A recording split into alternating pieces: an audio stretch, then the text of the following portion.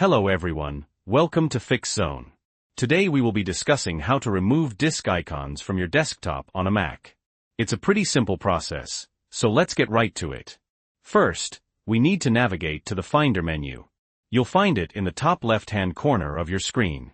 Click on the Finder, and then select Settings.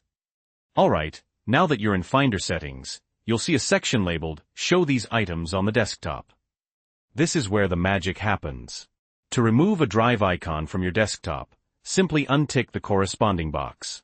Now you might need to access these drives, but just don't want them cluttering up your desktop. No problem. We can enable them in the Finder's sidebar. Click on the sidebar option at the top of the Finder settings window.